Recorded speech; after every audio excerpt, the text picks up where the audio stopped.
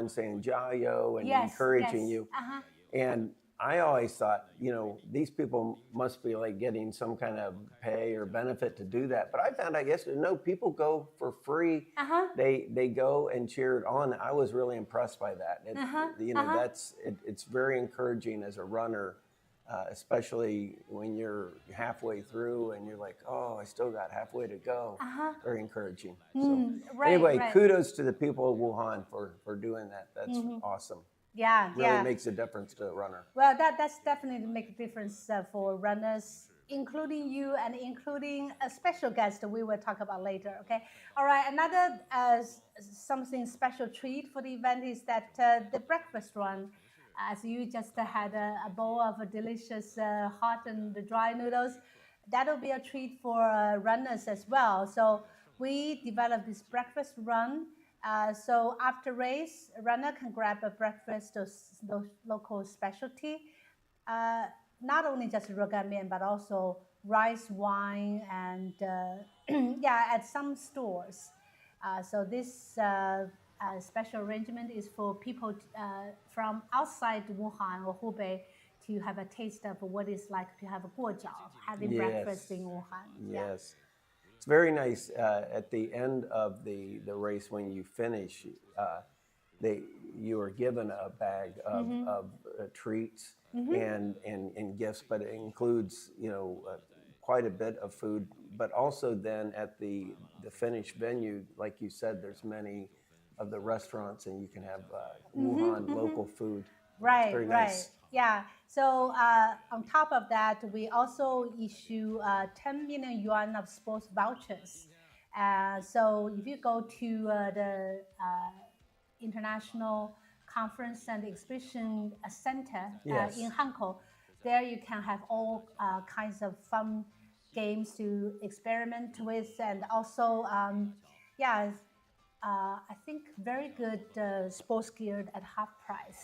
Yeah, it is very nice. You before the race when you go to pick up your number and everything, very well organized. But yes, there are many like vendors selling sports equipment, everything, and then as you said, there's just a lot of fun games. Actually, it itself is an enjoyable part of the marathon. There's an excitement there, and many of the vendors will have games that you can play and you can win Right, even right. some we call swag or some like special Wuhan Marathon like shirts and things. Very Right, nice. right. So you go enjoy and have fun and you fall in love with sports, and the next year you start running Wuhan Marathon. So yeah, contestants also have a very nice half-priced admission to visit the East Lake Cherry Garden. As you can see, that the cherries are also blooming all along the way. Um, to have a very good experience for different parts of the participants. We have three gun firing this year, so you have a better, so you don't just rush together and get so crowded. So we have different Yeah, uh, three fire yeah, gun fire staged. Yeah, staged yes. at so people will feel respected. They can pace themselves better. Yes, it is nice because the marathon has grown so much that when you start, because there are so many people in the past, yeah, weren't you might not be able to run as fast as once you get out. So I think having the staged start makes that less crowded when you're Yeah. starting. You can get running your regular speed very soon. Right. So here we see something attractive about Wuhan Marathon. We'll talk about Cherry later, but it's the so-called classic route. So you ran last year. So what do you still remember of the route? Oh, as you mentioned earlier, Sarah, the you run through the old historical buildings in Hankou at the very beginning. So you see both beautiful architecture of Western style, but you also see beautiful Chinese style old architecture. So it is a very lovely start to the race, and it gives you actually a feeling of excitement. I do have to say, and then very soon you actually start to cross over one bridge from Hankou into to Hanyang just briefly, and then you cross, of course, the famous number one Right, Changjiang Wuhan Bridge, and a very famous bridge built, I believe, in 1951. And as I understand it, throughout China, it is a representation of high quality. Very, very good quality, still very strong, and still looks very nice. Very pretty bridge. Yeah. Yeah.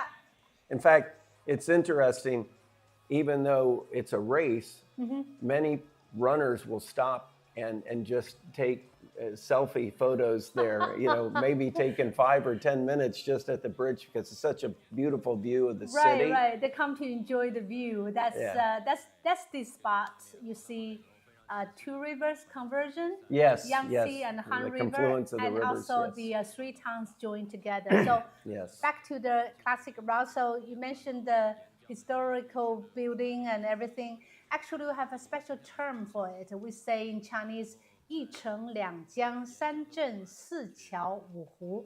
So in English is one city, two rivers, three towns, four bridges, and five lakes. Since you have been in Wuhan for quite a number of years, so I'm going to ask you, the one city and two rivers, three towns, and what about the four bridges? You talked about two already.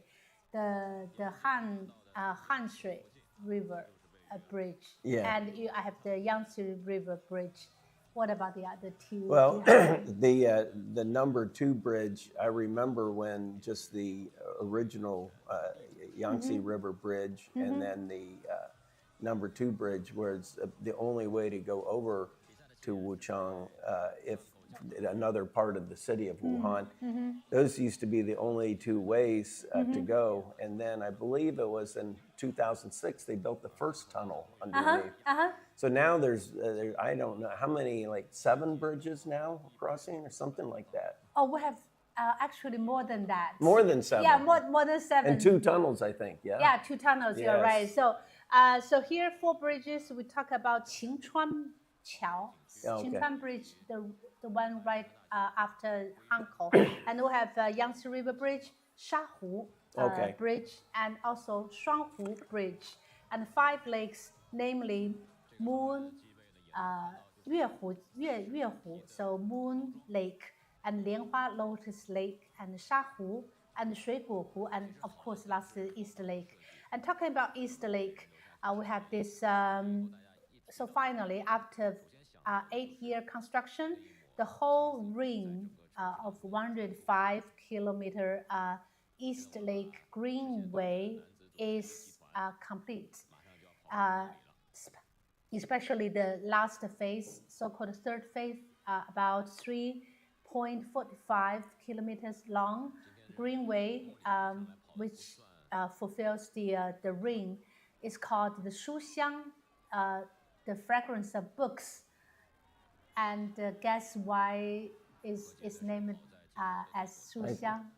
I think I know why, because it's right by Wuhan University. Oh, you got it. Got it. Yes. Right. There are a lot of universities around East Lake, but Wuhan University is certainly the representative. And Wuhan University, of course, is a very beautiful campus. The architecture is very beautiful, and also famous for the cherry blossoms. Although we have it many places, that is one of the most iconic places to see the cherry blossoms. Yeah, you got it. And I think that because we also people are attracted to Wuhan Marathon because of the beautiful cherry blossoms, and you happen to know some of the. So, what would you recommend to the runners or visitors from outside? So, what are some of the top destinations for cherry?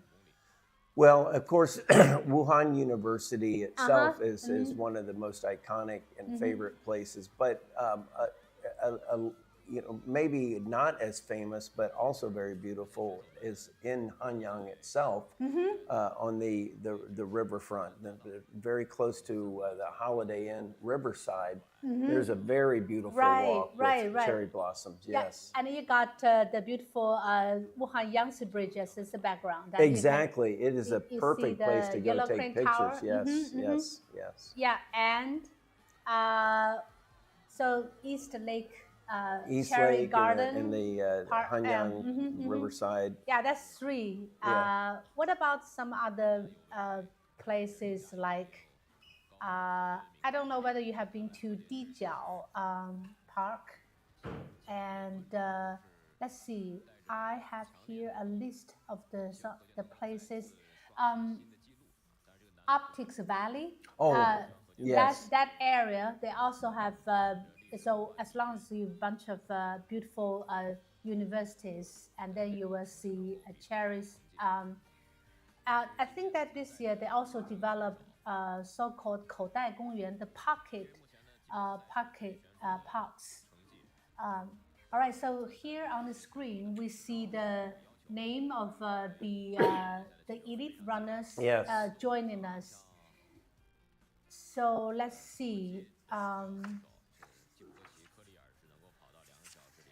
Last year we have a guy from Kenya running. Yeah, they every year we have.